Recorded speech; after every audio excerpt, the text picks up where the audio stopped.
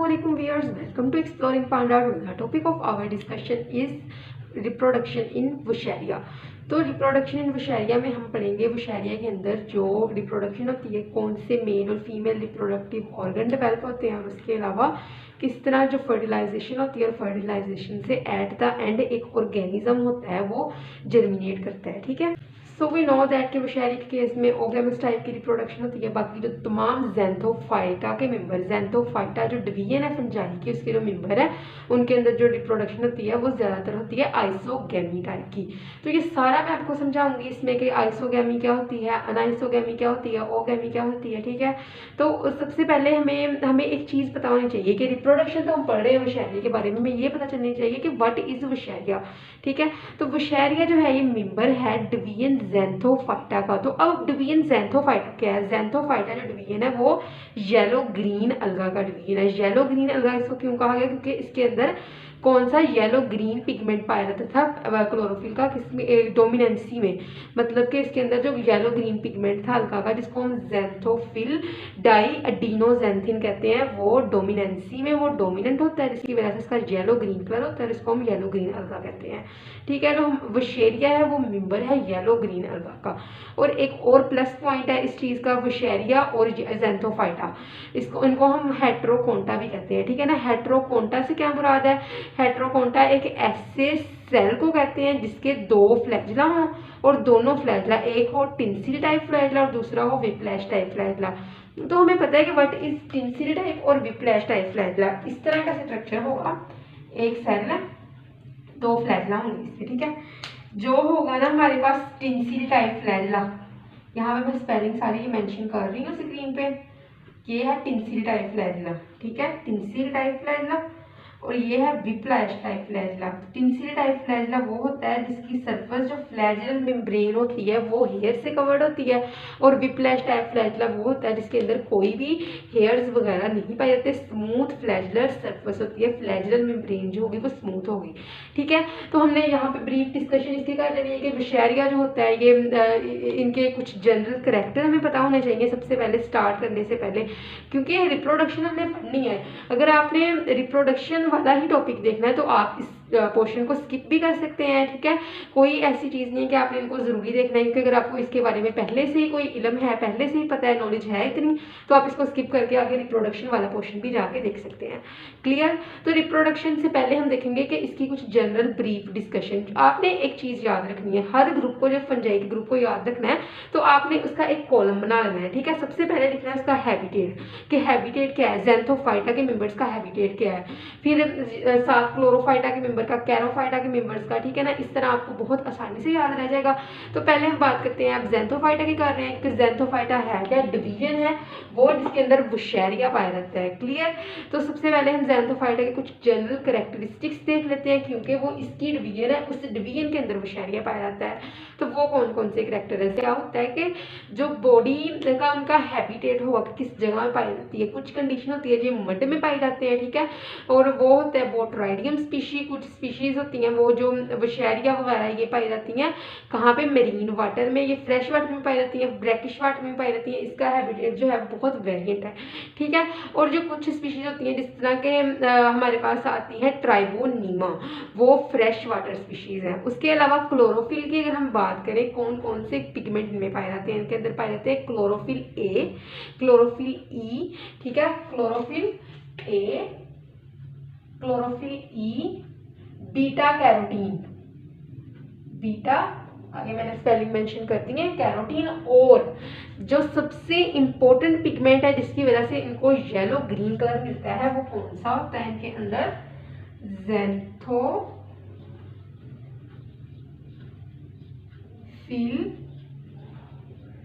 डाईएडिनोज़ैंथिन।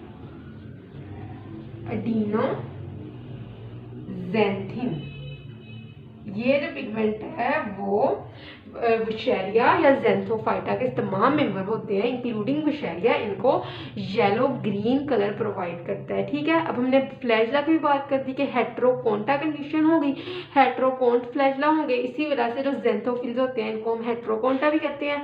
और उसके बाद क्या बात हमने की कि इनके अंदर पिगमेंट कौन सा पाया जाता है, तो वो कौन सा होता है, डाई ज़ैंथोफिल डाई एडिनोज़ैंथिन।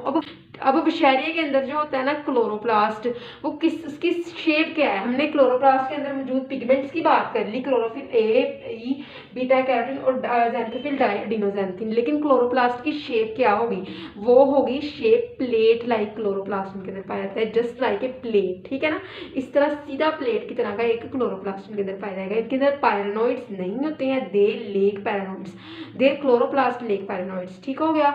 फिर उसके बाद क्या होता है कि इसके कुछ इनके अंदर जो एसेक्सुअल रिप्रोडक्शन होती है वो कैसी होती है, इनके अंदर जो एसेक्सुअल रिप्रोडक्शन होगी वो जूस्पोर, एप्लेनोस्पोर, ये हम यहाँ पे सारी पढ़ेंगे। ठीक है ना, जूस्पोर, एप्लेनोस्पोर, सिस्ट, हिप्नोस्पोर और उसके अलावा काइनीड्स की फॉर्मेशन से होती है। और उसके अलावा जो इनके अंदर होती है सेक्सुअल रिप्रोडक्शन वो होगी ओगैमस टाइप की, जो होते हैं ना ज़ैंथोफाइटा डिवीजन है जो फंजाई की, जिसके अंदर विशेरिया पाया जाता है, वो ज़ैंथोफाइटा डिवीजन के जो अक्सर मेंबर है ना ज़्यादा, वो आइसोगैमस टाइप की रिप्रोडक्शन पसंद करते हैं। तो आइसोगैमस टाइप की रिप्रोडक्शन कैसी होगी, ये मैं इधर मेंशन भी कर रही हूँ। आइसोगैमस टाइप की रिप्रोडक्शन के अंदर क्या होता है कि जो मेल और फीमेल रिप्रोडक्टिव सेल्स होंगे उनकी शेप भी एक जैसी होगी और दोनों ही मोटाई होंगे, इसीलिए इसको आइसो कहा गया ना। आइसो का मतलब होता है सिमिलर। अगर हम अनआइसोगैमस कंडीशन की बात करें तो मेल और फीमेल रिप्रोडक्टिव सेल्स दोनों मोटाई होंगे लेकिन शेप जो होगी वो डिफरेंट होगी। और अगर हम ओगैमस टाइप की रिप्रोडक्शन की बात करें जो कि विशेरिया के अंदर पाई जाती है, तो उसके अंदर क्या होगा कि मेल जो होगा रिप्रोडक्टिव सेल्स वो मोटाइल होगा और स्मॉल होगा साइज के अंदर, और फीमेल रिप्रोडक्टिव सेल्स होगा वो बहुत लार्ज होगा और नॉन मोटाइल होगा, हरकत नहीं कर सकता है। मेल सेल के पास ही फ्लैजला है, फ्लैजला किस लिए, ताकि वो मूव करके स्विम करके फीमेल जो है वो सेल उसके पास रिप्रोडक्टिव सेल्स के पास ताकि वो मूव करके फीमेल रिप्रोडक्टिव सेल के पास आ जाए और वहाँ पे उनकी फ्यूजन हो जाए, फर्टिलाइजेशन हो जाए और आगे जाइगोट बन जाए। क्लियर। तो मैंने एक ब्रीफ सी डिस्कशन आपको बता दी है। अब हम इसके बाद बात करते हैं सबसे इंपॉर्टेंट पॉइंट्स ऑफ वीडियो। ठीक है, तो यहाँ पे हम बात करते हैं एसेक्सुअल रिप्रोडक्शन कैसे होती है विशेरिया के अंदर। वो होती है वेजिटेटिव या फिर होगी फ्रेगमेंटेशन। तो what is fragmentation, as you can hear this is the word fragmentation. और इसमें क्या वर्ड है, फ्रेगमेंट। फ्रेगमेंट का मतलब क्या होता है, टुकड़े हो जाना, पीसीस हो जाना। तो फ्रेगमेंटेशन के केस में क्या होगा कि एक जो विशेरिया है इसका थैलस, थैलस क्या है, बॉडी, बॉडी को हम थैलस कहते हैं। अलगा के अंदर जो भी बॉडी होगी उसको हम नाम देंगे थैलस का। ठीक है, जो कि एक फॉल्स प्लांट बॉडी होती है, ट्रू प्लांट बॉडी नहीं है। क्लियर, क्योंकि अलगा जो है प्लांट लाइक है, प्रोटिस्ट, ये प्लांट्स नहीं होते हैं। तो जो थैलस होता है फ्रेगमेंटेशन केस में, ये थैलस जो होगा वो मुख्तलिफ पोर्शन से ना कट कर जाएगा। जिस तरह के आप यहाँ पे देखें, ड्यू टू स्पेस कम है यहाँ पे, लेकिन देखिए आप यहाँ पे देख सकते हैं ये एक थैलस है विशेरिया का। ठीक है, तो फ्रेगमेंटेशन के केस में क्या होगा, ऐसे ये टूटा है यहाँ से,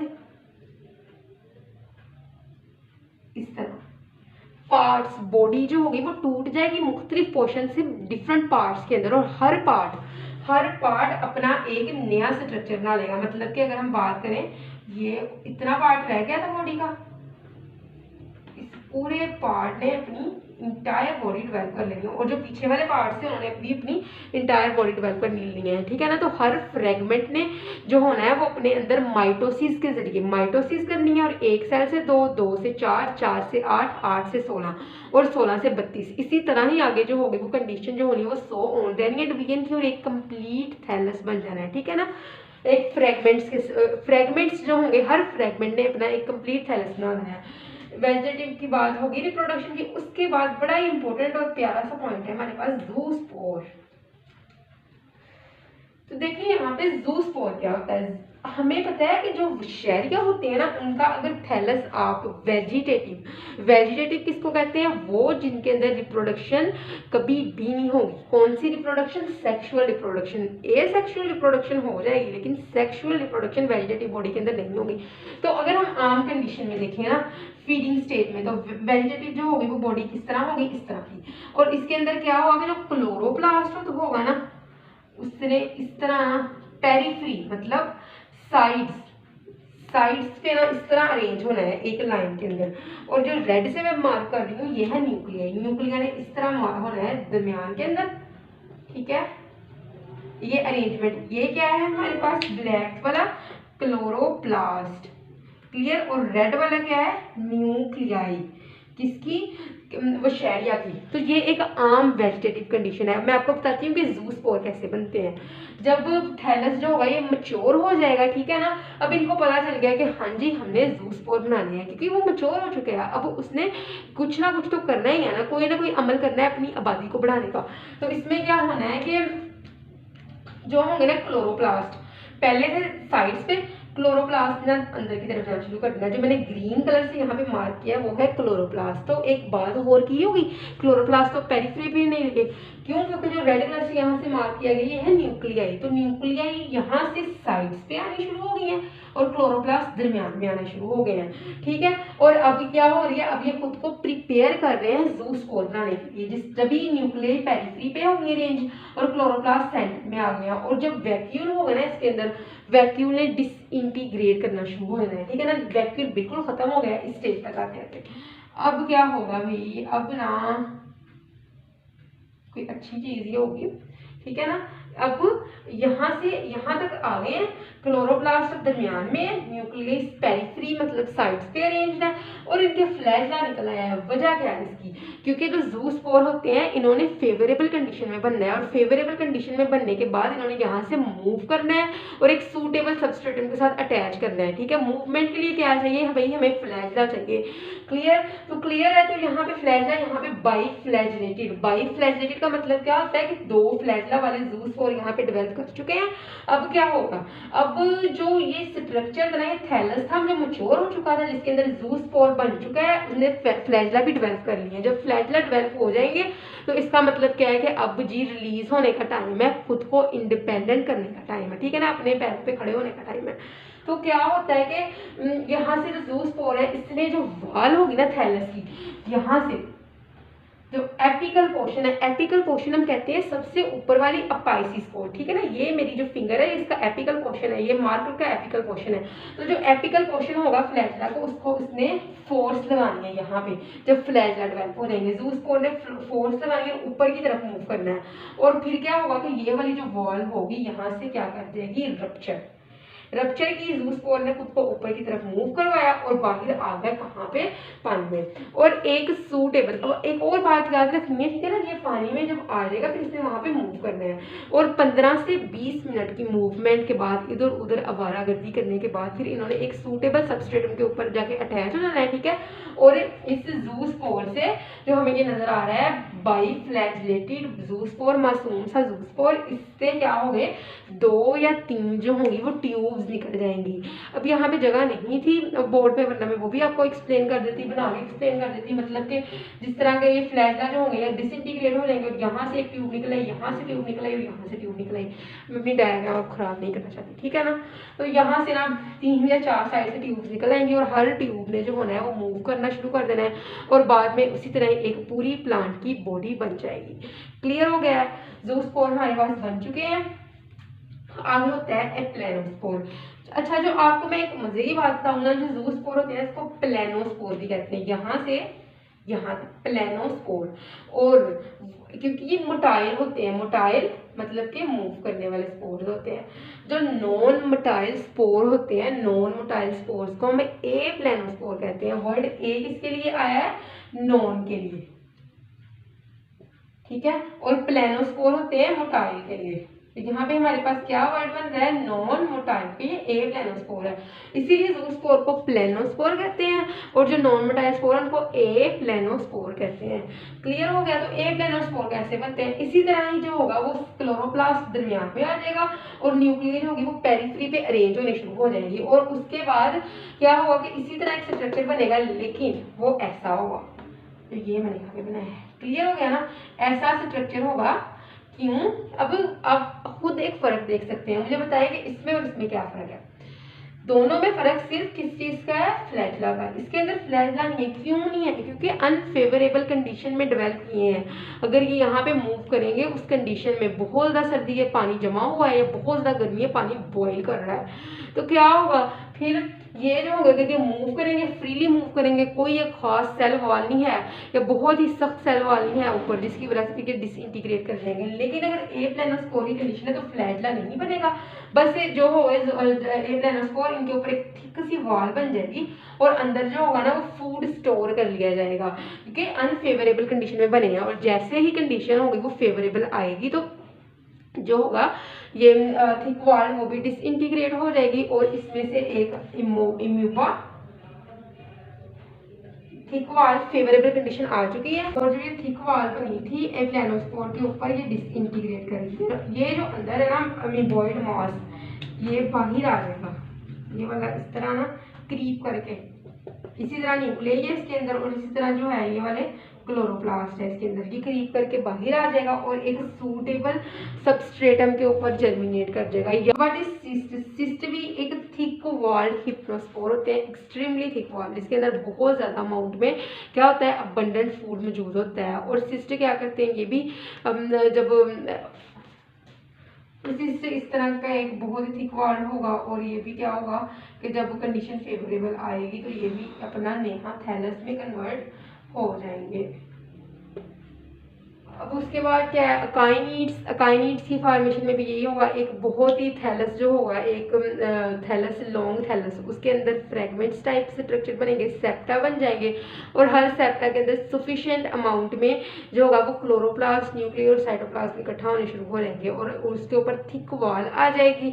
और जब कोई भी और फेवरेबल कंडीशन आएगी तो उसमें से जो सेल्स होंगे, हर यूनिन्यूक्लिएट जो मास होगा वो बाहर निकल आएगा, और उसके बाद इमीबॉइड सेल्स की तरह, यूनिन्यूक्लिएट इमीबॉइड सेल्स की तरह, और एक सूटेबल सबस्ट्रेट मिलने पर, फेवरेबल कंडीशन आने पे वो जर्मिनेट कर जाएगा और एक नया थैलस बना होगा। अब इसके बाद हम बात करते हैं सेक्सुअल रिप्रोडक्शन इन वुशेरिया। तो इसके अंदर वुशेरिया के अंदर जो सेक्सुअल रिप्रोडक्शन होती है वो किस तरह की पाई जाती है? तो सबसे पहले क्या है कि जो वुशेरिया के मेंबर्स होते हैं वो कौन सी रिप्रोडक्शन शो करते हैं? ओगैमस टाइप की। तो ओगैमस टाइप की रिप्रोडक्शन कौन सी होती है? जिसके अंदर जो मेल और फीमेल रिप्रोडक्टिव ऑर्गन दोनों मौजूद हों, ठीक है ना, जिसके अंदर जो होगा वो स्पर्म और एग मौजूद हों, उसको हम कहते हैं ओगैमस टाइप की रिप्रोडक्शन। अदरवाइज आइसोगैमस और अनआइसोगैमस जो होते हैं ये अलग केसेस होते हैं, और वुशेरिया एक ओनली ज़ेंथोफाइटा का मेंबर है जो शो करता है ओगैमस टाइप की रिप्रोडक्शन, ठीक है। तो उसके बाद क्या है कि वुशेरिया के अंदर रिप्रोडक्शन जो होती है वो ज्यादातर फेवरेबल होगी किसके अंदर? स्टिल वाटर के अंदर। और फेवरेबल नहीं होती कैसे? पानी के अंदर, जो पानी बहता हुआ पानी होगा उसके अंदर ये फेवरेबल नहीं होती है। बहुत स्पीशीज होमोथैलिक होती हैं, कुछ केसेस में ये होते हैं, ये मोनोइशियस होते हैं, मोनोइशियस कंडीशन वो होती है, कुछ केसेस में ये मोनोइशियस होते हैं।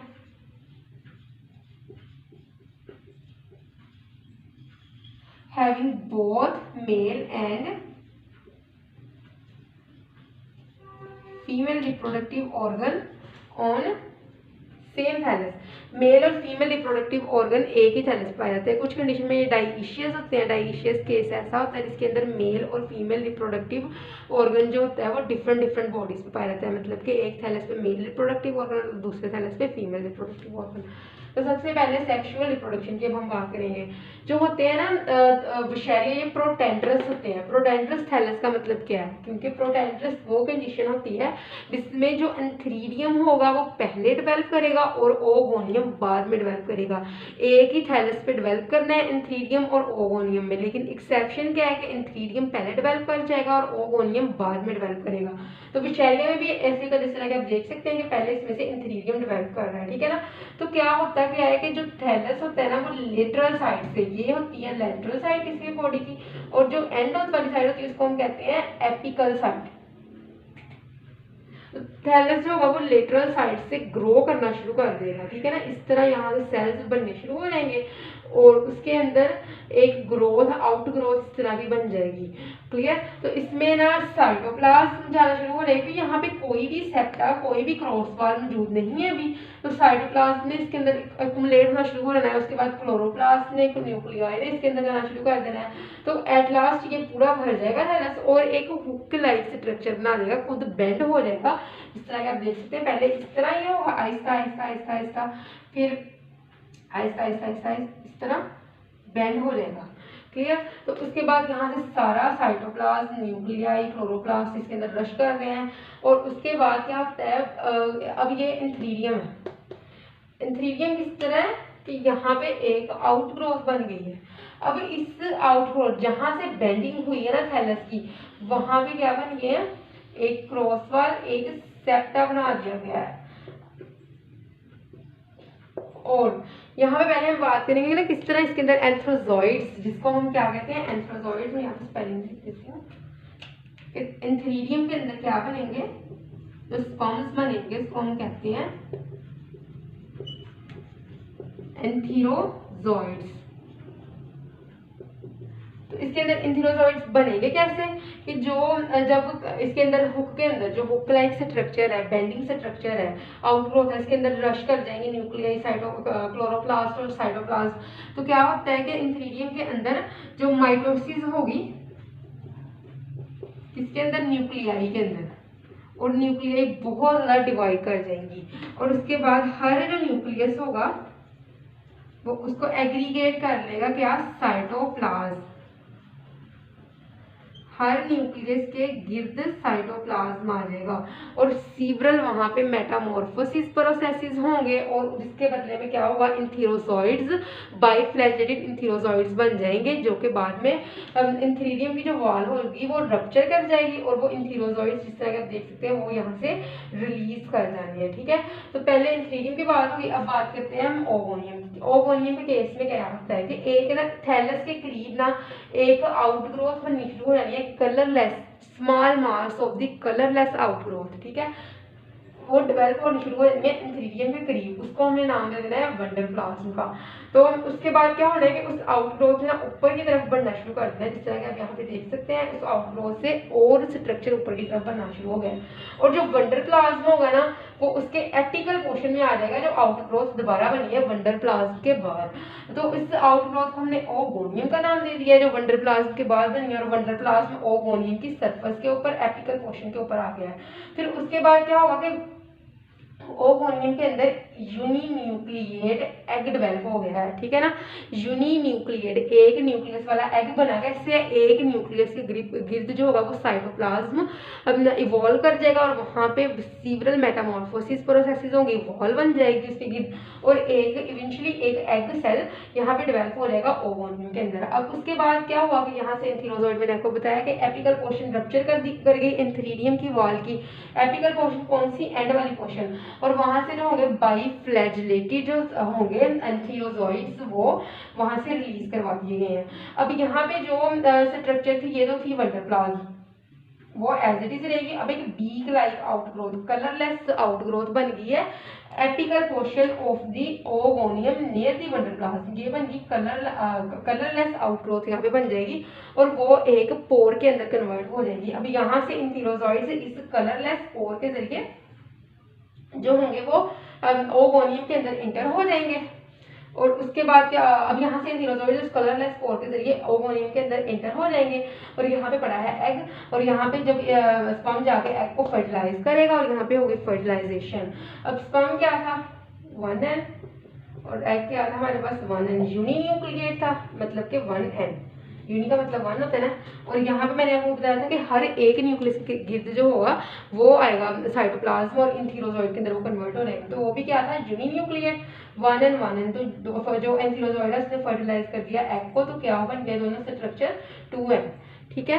इसका भी न्यूक्लियस एक और इसका एक न्यूक्लियस, तो 2 बन गए, 2n स्ट्रक्चर यहाँ पे बन जाएगा। तो ये 2n स्ट्रक्चर को हम क्या कहेंगे, जाइगोट। तो जाइगोट ने क्या करना है, जाइगोट ने थोड़े अरसे के लिए जो होना है वो एक रेस्टिंग स्टेज के अंदर चले जाना है, रेस्ट पीरियड में चले जाना है और उसके बाद क्या होनी है हमारे पास इधर मियोसिस। मियोसिस से क्या होता है, आपको पता है कि जब एक सेल के अंदर मियोसिस होती है 2n डिप्लॉयड सेल के अंदर, तो 4 स्पोर बनते हैं with the half number of the chromosomes. तो यहाँ से जो मियोसिस होगी इसके 4 स्पोर्स बनेंगे, 4 सेल्स बनेंगे, स्पोर सेल्स, और वो जर्मिनेट कर जाएंगे किसके अंदर, प्रोथैलस के अंदर। और फिर वो प्रोथैलस जो होगा वो मैच्योर थैलस बनेगा और उसके ऊपर इंथ्रीडियम और ओवोनियम लग जाएंगे। ठीक है, सो आई होप सो कि आपको इसकी समझ लग गई होगी, लेकिन अगर किसी भी किस्म की कंफ्यूजन है तो कमेंट सेक्शन में पूछ सकते हैं। थैंक यू सो मच, अल्लाह हाफिज़।